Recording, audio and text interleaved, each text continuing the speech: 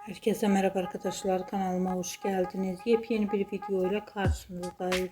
Merakla beklenen Cinlerin Düğünü filminin gösterim tarihi belli oldu. Film 12 Eylül Cumartesi günü Toronto Film Festivali kapsamında gösterime girecek.